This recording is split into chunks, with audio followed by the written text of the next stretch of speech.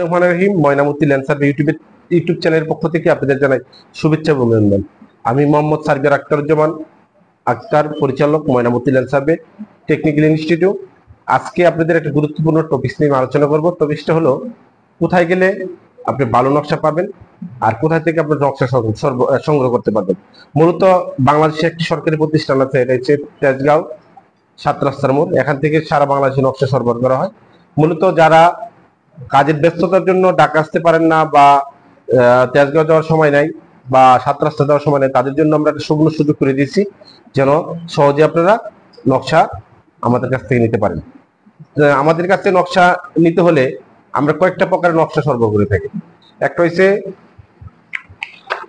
Limiting সহ নকশা। আমরা সারা বাংলাদেশে আমরা নকশা সংগ্রহ করে সরবরাহ করে থাকি।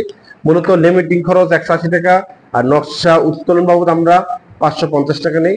সাথে যদি অতিরিক্ত ফটোকপি নেন তাহলে আপনি আমাদের কাছ থেকে 50 টাকার মাধ্যমে নকশা ফটোকপি নিতে পারবেন।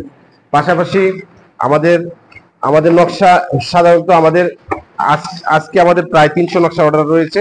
এটা মাদারীপুর জেলা, কালকিনি থানা, বসন্ত মন্ডল মৌজা।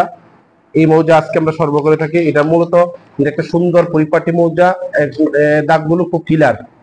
এই নকশাগুলো প্রত্যেক যারা সার্বিয়ারি কাজ করে তাদের পছন্দের নকশা। তারা এটার মাধ্যমে, এই নকশার মাধ্যমে সুরক্ষা মাপ পেতে পারে এবং এটা মোটামুটি 99% অ্যাকুরেট নকশা। এই নকশার মাধ্যমে জমির সঠিক পরিমাপ করা যায়। পাশাপাশি আজ আমরা বরিশাল জেলা মুলাদি থানা আছে, এই নকশাগুলো আমরা সরবরাহ করব। এখানে প্রায় 160টা নকশা রয়েছে। পাশাপাশি আমরা বিভিন্ন জেলায় স্বল্প খরচে নকশা সরবরাহ করে থাকি। যারা জেলার ভিতরে 2 দিনের ভিতরে আমরা নকশা সরবরাহ করে থাকি, উপজেলার ভিতরে 3 দিনের ভিতরে নকশা সরবরাহ করে থাকি, আর যারা ঢাকার ভিতরে আছেন তাদের 1 দিনের ভিতরে আমরা নকশা সরবরাহ করে থাকি। পাশাপাশি আমাদের দ্রুত সেবা পেতে আমাদের অফিসে সরাসরি আসতে পারেন।